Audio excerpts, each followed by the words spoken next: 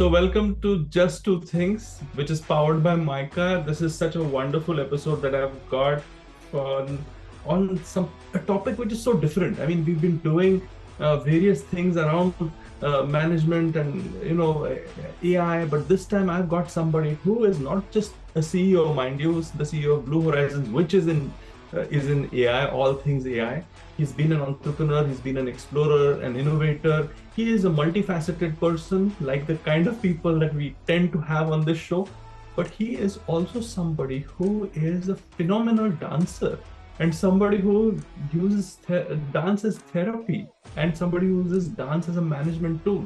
And so therefore, this topic is about, dance your way to success, right?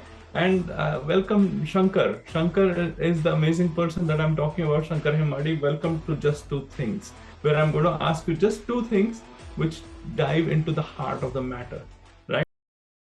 Thank you for being on the show. Thanks, Siddharth. You set the expectations very high. Well, we'll dance our way around it as a Yeah. person who's got two left feet, right? And who dances like the typical man. I'm really looking forward to learning as much as possible from this show, right? So the first question which I have for you is, we've chosen a very bold topic, and it's a topic which is kind of very different from the way in which we perceive the management world. So in the staid, rational, straightforward management world, where does dance fit in, and how can dance help an individual become a better professional? That's my first question to you. Yeah, I wondered about that myself. Before I was a teenager, I loved to dance. But as you can imagine, by the time I was a teenager, there was enough bullying. Ladki jaisa dance karta and all that. I stopped dancing. Then I became a straight-jacketed entrepreneur, made a lot of money, followed all the principles of business and entrepreneurship. I was fortunate to have been on the ground floor of the Thai organization, the Indus Entrepreneurs. So that was big, big helpful. But somewhere along the lines, I didn't find much satisfaction in it. So by Mm. the time I was 40, having done two or three startups, I found my way to the dance floor. Went down the conventional dance floor. This was about finding meaning through dance, what's Wow. conventionally called dance therapy. So for several years, I was totally enjoying dance, but I still couldn't connect how entrepreneurship and dance would make sense. And then it suddenly struck me. I wrote an essay called Dancing with Your Customer. There is this paradigm saying, oh, you should always take charge and make sure you lock up your customer, get them to do what you want them to do. In other words, you make sure your customer dances to your tune, right? But there's this other paradigm, oh, just listen to your customer and all your problems will be solved. Just do exactly what the customer says. So, in Yes. other words, the customer makes you dance and you dance to their tune. But there's a Yes. little problem with that, which is it's one-sided. It's like you're the man and I'm just following you, or Mm. you're the boss and I'm just following you. But the reality is that there is another way of dancing in which it begins with a movement. Anyone can move. Either it could be the customer or the vendor, or it could be, anybody in the ecosystem. And slowly people synchronize with that. And How that's lovely. a beautiful movement. In this kind of synchronization, there is magic. Initially, it may look like somebody is leading, but then Mhm. there's a pause, and then somebody else takes over, and then there's a pause, and it continues. A point comes where you know who is leading and who is following. That is truly magical. That's the dance I'm talking about. That's the time when you're totally in the zone, in the flow. There is no distinction between who is the customer, who is the vendor, who is winning, who is losing, because together everybody wins. So Now, for the only so way you learn it is through experience. I'm just trying to understand, for an entrepreneur, this is so beautiful. You set the context phenomenally well. For an entrepreneur, who like me has two left feet, how do I actually get into this rhythm that already exists? What I'm understanding is that the dancing is already there. The dance floor is lit. And I don't really, I need to understand. I'm a little shy. How do I get in? How do you see this whole thing? Well, in fact, I've done several dance classes at MICA for Mhm. students. What is it called? The first week of MICA. Ah, And here's the beauty of it. If you're already a practice dancer who has been dancing on the stage, it is actually difficult to learn this spontaneous dance. That's because oh, of preconceived notions. So think about starting from a clean slate. For those who claim that they have two left feet, perfectly fine. We blindfold you and allow you to move. Initially, it is scary. Initially, it's like, oh my God, I'm going to fall or I'm going to stumble into someone. Then slowly you start sensing your environment. It's like you enter a metaverse where, with your eyes closed, all the other faculties open up, your ears, the feeling of touch, the movement, even the heat, the smells, everything opens up. And then you start sensing that you can feel the environment with completely closed eyes. phenomenal. Slowly, as you open up, what Yeah. happens is you start to follow the cues. We don't talk because talking actually distracts and puts us into the head. Often, what happens is the reason we are left feeted is not because we're not capable of dancing, but all our consciousness is stuck here. It's all in the Ah, brain. But the rest of the body gets completely ignored. That's one so of the reasons we ask people don't talk and just listen, just feel.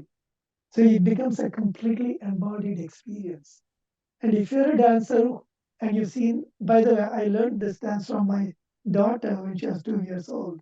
I uh-huh. asked her, how come while doing Garba, you did this parabolic movement and hyperbolic movement? And she said, Dad, you're thinking too hard. All you need to do is just dance, dance, dance. So The for all reality is those it's people who much are simpler losing, than anything. for all those people who are losing Shankar's hands in the background, his dance movements are not captured because he's also an AI person who's got a virtual background at the back of his thing. But having said that, Shankar, what a wonderful thing! You are moving your intelligence from just the confines of your head to the rest of yourself or the rest of your body through dance, and obviously that becomes a bigger, higher intelligence that you're bringing to the dance floor, which is your office, your work, your customers. Is that fair? Is that legitimate? Is Yes, the yes. whole difference that it makes to an entrepreneur or a corporate being, who is like stuck with the typical rules? Is that fair to say? Yes, and if I were to qualify that a little bit, think about the last time you did business with somebody. Was it Mm. the person who was the smartest, the most intelligent, or was it the person who you trusted completely? Oh, You trust, see, without doubt. yes, and intelligence does not mean only high IQ. Mm, It also does not mean only high EQ. mm, Intelligence is a way of navigating ourselves through the universe. And in this universe, you have five physical senses, you have the intellect, you have compassion and feeling, and you can detect, even without a word, even a small infant knows who to trust and who not to trust, based on eye movement, based on mm, the feeling, based on mm, smells.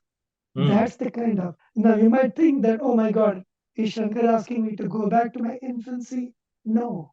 There's a lot of non-verbal intelligence, embodied intelligence. That's more like 90% of how we take our decisions. How If you lovely. ever read about how people take decisions, it's Mm, very little to do with logic. mm. Why is it that one brand is better than another? Why Coca Cola versus Pepsi? It's not a rational decision. It's how you No, feel. So when beautiful. we feel into our customer and the customer gets to feel us by being there with them, that is the embodied dance of life. That's the embodied dance to success. So, how do I have to do this dance therapy every single day to get into the flow, or is this like a one-time thing? What I mean, what do you recommend to somebody who's like a typical, male who's like, stiff upper lip British male? Maybe I don't know what you can Well, say. my recommendation is that you may or may not always find a dance floor. Find Mm, any art, anything.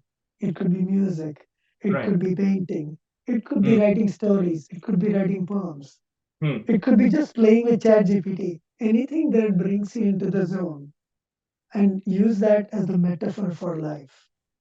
That's Dance is lovely. a But I wonderful think metaphor dance for is life. something more, isn't it? Because it's not just you become less cerebral. I think that is that Yes, key with this movement thing. So I was more yes, exploring the movement thing, the movement aspect. So maybe just getting into the flow of things physically before you hit work every day might be a useful thing. yes. The good news is that pretty much anywhere on earth today, you can find these classes, even Hmm. online. Yeah. India has something called SIMTI, Hmm. um, Conscious Movement Therapy Association of India, Oh, and there are lovely. many such organizations around the world. Folks will put Um, stuff in the links below. Don't worry about Yeah, that. Yeah. yeah, dance movement therapy, Yeah. conscious dance. Yeah. There are many other forms, but pretty much anywhere on earth you'll find forums where you can actually learn how to feel yourself. It's good Lovely. to do it face to face in an embodied session, and Fantastic. it doesn't cost much, to be honest with you. Yeah. But if you really feel that I don't want to move my body, go to anything that moves you. Find a Hmm. practice. It could Hmm. be music, it could be I dance, understand. Yeah. it could I be understand. something that So lets here, go of this here's stuckness in the brain. no, this is fascinating. Here's the second question, as I promised you, coming your way on dance therapy. You've talked about how an individual can change and join the dance floor. But if you imagine if you are managing or even coaching somebody to do the right thing in business and you wanted to make that person less cerebral and get with the flow and use dance as a therapy for doing that, oh, how would you go about doing it? Imagine you have 10 people that you're talking to, or 100 people, or maybe even one person. What would you do in order for you to coach that other person to get into the rhythm, to get into the flow, all of that? How would you go about that? Yeah, it's like anything else. A good teacher is really a good facilitator. We Hmm. don't try to teach people, we help them to learn by removing the obstacles. In this case, the obstacle is actually the thinking mind, the Hmm. logical mind. Beautiful. Unfortunately, it's not even the logic that stops the person, it's the fear and the greed factor, the fear of losing and the greed of trying to maximize. But the reality is, nobody in their right mind is going to give you if you're fearful or if you're greedy. If you win their trust, that's where Hmm. magic happens. Now, Hmm. how do you teach people, or how can you help people learn that? Through experiencing it. Any simple dance movement therapy class can help. If you are not yourself a great dancer, you can bring in somebody who knows the art of dance. In Japan, there's a practice called Aikido. That'll do very well too. It's about how you move energy.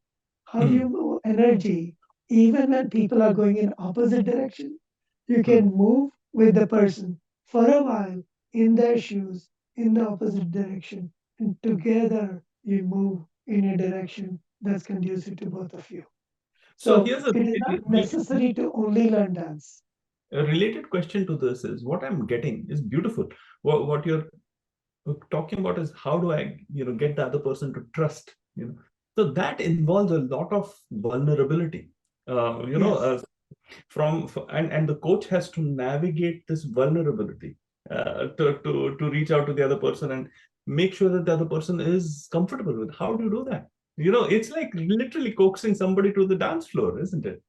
Yes, yes. In fact, I was doing this practice in a small organization in Ahmedabad, a place called Choti Siloti. And there's a lot of tribal students there. And the coaches or the facilitators are college bred students. There's a Center for Entrepreneurship. So some of the people from the Center for Entrepreneurship run this organization called Surgeon, Badri Surgeon. Amazingly, it was much easier to take these tribal students and let them dance because they are used to it. They do it Hmm. very naturally. It was the teachers or the facilitators who had a harder time. That's when I asked them to blindfold themselves. In blindfolding, I told them nobody is looking at you, nobody can see you. Everybody is blindfolded. Let your body move because your body has a mind of its own. Slowly, when you are completely comfortable, drop the blindfold. And it was amazing. Initially, there was apprehension. First, I had looked, and at some point, again, the inhibitions came back. I told Hmm. them, okay, face the walls, face away from each other, Hmm. dance, dance to the wall.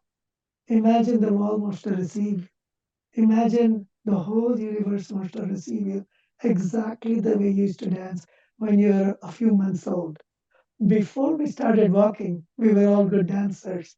Did you know that? Because walking is actually a constrained form of dance, just like talking is a constrained form of singing. It's more natural for a child to make all kinds of sounds, blah, blah, Wow. blah, They're ma, like ma, truth ma, pa, pa, bombs. pa. Yes, Bombs the happening. jukebox of sounds and the See, jukebox of movements. my question, That's Shankar. the kind of movement I'm talking My, about. my, my question, perhaps my final or second last question to you is, you see, just imagine a typical engineer, right, who's in your AI field and who's like super logical, super rational. There will be some derision, and I'm using the word very carefully, about some woo-woo concept like dancing, because these guys Yeah. are so. So, how do you, as a coach, overcome something like that? Um, well, there are honestly in a group of 10 people, two or three will step back and you give Ah, them the space. There okay. is no point forcing on coaxing somebody. Start off with the people who are willing to be vulnerable. You Mm. can't force vulnerability. Oh, Vulnerability is an attitude or a state of the mind, right? And yeah, especially if somebody is going through a difficult time in their decision making yeah. or in their entrepreneurial quest, it works really well. Because Mm. at that time, they're willing to listen. At that time, they're willing to experiment. Because Mm. this practice often expects you to leave your comfort zone. And once people understand that entrepreneurs take risks by going out of their comfort zone, not because they're daredevils, not because they're cuckoo, but because in order to go from here to there, from the known to the unknown, to a particular destination, there are times when you leave your comfort zone. That's the rational idea. But unless somebody has experienced that, they won't take that first step. So you This give is them the space and this is allow so the movement to fantastic. happen. No, what I'm getting is actually you're using the law of diffusion of innovation here, because you're looking at the early adopters and innovators who will come onto the dance floor, isn't it? Yes, You're not yes. treating each and every human being in the same way. You're like, okay, you want your space, don't do it. So you're having that ability for people, and then they join in. If they, the laggards will come in eventually, maybe, or they won't, and that's still okay. I think that I love it. It's a phenomenal way of looking at. Well, actually, I had asked that question in the early days of Thai. There were only like 50 of us, and most of us ended up becoming entrepreneurs because Hmm, Thai was an unknown organization. right. www.tie.org. That is Yes. the time when Hotmail was funded. Yes. Sabir Bhatia had come Kabir to us. Bhatia. So in the Yeah. early days. Yeah. But then within a few years, we went from 50 people to like 2,000, 5,000 people. So Yeah. I asked Kanwal Rekhi, who was the then president, I said, Kanwal, how can you have so many entrepreneurs? Where will the employees come from? So Kanwal, in his normal, interesting voice, said, Shankar, how many engines do you find in a long train? I said, maybe one or two. He said, that's it. These Hmm. 2,000 people will not become 2,000 engines. But Hmm. at least out of those 2,000 people, if 20 become engines, the rest of them can become bogies, and then an entire team can be formed. So it is not necessary in your team of 10 people that everybody is going to end up becoming an entrepreneur. But at least once they understand the principles, out of the 10, if one or two become entrepreneurs, you need the followers, you need the teams to be formed. You also Yeah. need the vendors and customers. Two is enough, one is enough. Let's not Lovely. be greedy about it. Lovely. I think that this is a wonderful way in which we can end this particular episode of just, I could have talked with you about so many different things. You're so multifaceted and so different in your thinking and your approach. And we will do that in the future. But this one, I just wanted to focus on dancing as a therapy and making sure that people understand what we are talking about. And these gems, these pearls of wisdom have started making me move a little on my desk over here at Zoom. And I hope that people, take heed of this. And by the way, if you want to know how you say it in Bollywood style, अगर dance करना आवे तो जाकर भैंस चरावे. अभी तो party शुरू हुई. I don't remember the exact lyrics, but you get the point. It's all right. We get it. We get it, Shankar. Thank you so much for being part of Just Two Things. What I've learned is, using intelligence which goes beyond the rational mind. And what I've learned is getting into the flow and the rhythm, so that it's like this dance that we are all already participant of, but we don't recognize it. Thank you so much, Shankar Hemmady, for gracing this specific episode of Just Two Things. And we'll see you soon with another interesting aspect of your personality.